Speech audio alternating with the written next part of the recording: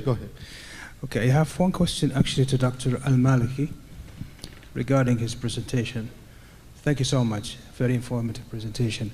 My question to you, do you think that DNA is a useful tool in our nowadays practice?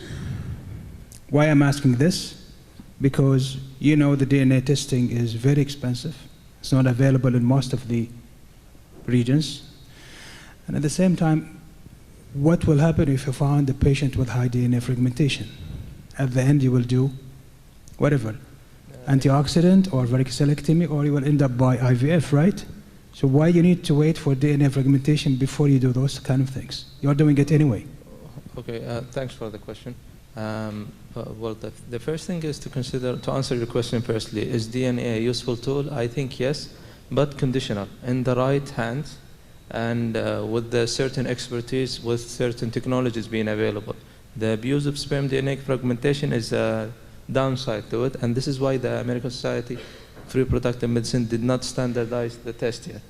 And now to answer the second part of the question, how useful it is. I think one crucial aspect of this is that you will be able to pinpoint a defect for the patient, and this is reassurance for the patient that we could identify the problem. We don't fully understand that problem yet, but at least we can explain why you have decreased fertility potential. So reassurance for the patient, I think that's a positive side to it. Now, I forgot what was the last part of the question, how to use it? Oh, that's it, just to answer this back. Now, you said it's useful, I understand it's useful on papers and for research purposes. Yeah. But you are doing all, a test is useful if it is reproducible. Yes. And this is lacking in the DNA because different assays, different results. Yes. And also if you can find a solution after you use that tool, right? Okay. Yeah. So what is the solution? If you have a high DNA fragmentation, you will do varicocectomy, varicocele, you will give antioxidant, or you will do ICSI. And you can do that without testing. Sure. I got your point here. I would kindly refer you to a review done by Zini, okay, in this respect. So is DNA fragmentation useful or not? I think it will be useful if you standardized your values. So if you want to commit yourself to DNA fragmentation, make sure that the lab has well-established reference values, okay? And this is one of the downsides to it. Most of the people will just bring primitive tools to assess DNA fragmentation, and this is why we are having conflicting results. The second part of, is it useful or not in treatment patient? Yes, because the initial paper, I think, was in 1995 or 2005. It showed that in comparison to ejaculated sperm, testicular sperm has significantly better DNA fragmentation. And on that paper as well, it showed that utilization of testicular sperm improved the ICSI outcome. Okay, so even when counseling patients, we know that you have a defect. We might not be able to correct that defect. However, if we are sure that we use the correct test for the DNA fragmentation, and if we are sure that this is actually impaired DNA fragmentation, not improper usage of technology, then instead of using your ejaculated sperm, you might have a better chance of utilization of testicular sperm rather than ejaculated sperm. So on the long run, I understand that DNA fragmentation testing is expensive, but you are saving roughly $10,000 of an ICSI cycle. So instead of this patient being subjected to another ICSI cycle utilizing ejaculated sperm, you improve his chance of success by the utilization of testicular sperm. So it's a weight and balance thing. Can I answer? Yep. Sorry, I give my opinion, but I've been working on DNA damage for many, many years, part of my PhD study, so I guess I can contribute a little bit.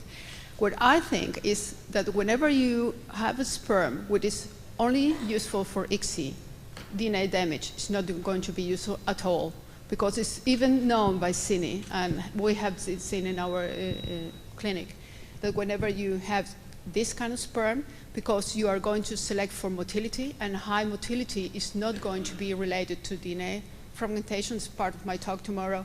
You are going to use, even with high amounts of DNA damage sperm in the total ejaculate, you are going to be able to select the right one. So whenever you have, even it's for going for ICSI, I guess it's not going to be useful, and you're not going to use it anymore.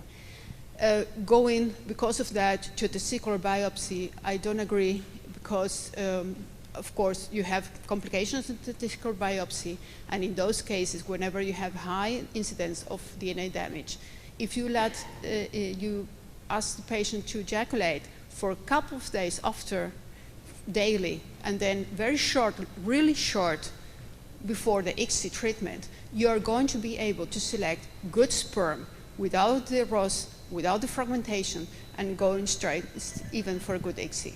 So probably it's not that easy for some men, but it's going to be, it works in our hands, and we are not using this test anymore. It was done during the research. But you mean the DNA fragmentation? DNA fragmentation. Yeah, thank you so much. I was just going to answer you back, because to my knowledge, I think the difference between testicular sperm and ejaculate sperms in terms of IVF cycle pregnancy is only beneficial marginally in the biochemical pregnancy, but not for clinical or ongoing pregnancies. That's to my understanding. Yeah. I would tend to disagree, but I will provide you with the research. Sure. Actually, there is a meta-analysis on this done already. In necrospermia, I agree, but only whenever you have necrospermia. Probably, yes. But as I said, although this is not standard practice yet, but there are some promising research. We might sit later to review the literature on this. Okay. Thank you very much. I would like to add 2 points. We tried to take a second ejaculate with 2 hours to 4 hours in between, and we found around 10% of the patient will have better DNA fragmentation in a second ejaculate, so that's our recommendation if they're going for ICSI or for IVF. The second point is, usually what I do, if I have, in the center I don't have DNA fragmentation, I could ask them to check for the viability, which can give me an indication somehow for the DNA fragmentation. Okay. Any more questions? I have another question for Dr. Shah, actually. Back home, I'm faced personally with a lot of lawsuits coming to us from the court. A wife is filing a complaint against her husband that he's having erectile dysfunction, and she's filing a divorce. So the court or the judge will send that patient to us for evaluation to find out if he is potent or not potent.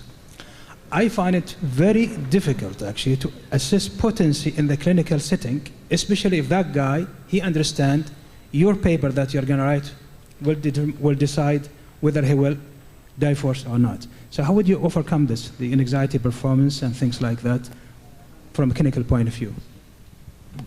This is a question that we are always asked, the legal certification of potency.